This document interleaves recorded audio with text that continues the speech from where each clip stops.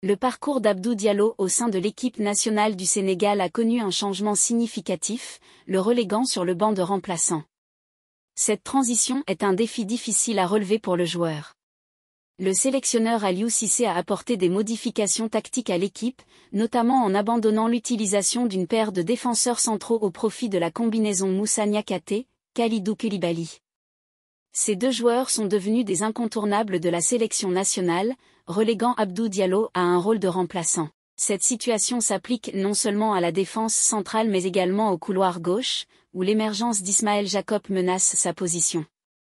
Abdou Diallo avait été titulaire lors de tous les matchs de la Coupe du Monde 2022 et de la Coupe d'Afrique au Cameroun en 2021, mais il n'est plus considéré comme l'option numéro 1 d'Aliou Cissé pour accompagner Kalidou Koulibaly en défense. L'ascension de Moussa Niakhaté a provoqué ce changement de statut plus rapidement que prévu. Gagner une place en équipe nationale est un défi exigeant, et perdre sa position de titulaire lorsque l'on était autrefois considéré comme un cadre incontournable doit être une expérience difficile à vivre. Néanmoins, Abdou Diallo semble gérer cette situation sans état d'âme.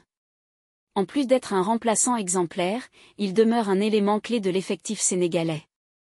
Son expérience et sa présence seront sans doute précieuses pour le sélectionneur, El Tactico, lors de la CAN en Côte d'Ivoire en 2023. Abdou Diallo avait déjà fait partie de l'équipe lors de la victoire du Sénégal à la CAN 2021 au Cameroun. Malgré le fait qu'il ait été mentionné comme l'un des cadres potentiels de l'équipe pour la Coupe du Monde au Qatar, Abdou Diallo a perdu sa place de titulaire au sein de la défense centrale en raison de la forte concurrence à ce poste, avec des joueurs tels que Kalidou Koulibaly, Abdoulaye Seck, Moussa Niakhaté et Abdoulaye Niakhaté Ndiaye. Il est important de noter que, sous la direction d'Aliou Cissé, les performances précédentes, y compris une participation réussie à la CAN 2021, ne garantissent pas une titularisation ultérieure. Cette situation est vécue par d'autres joueurs talentueux et rappelle que la compétition au niveau international est féroce et exige une constante excellence.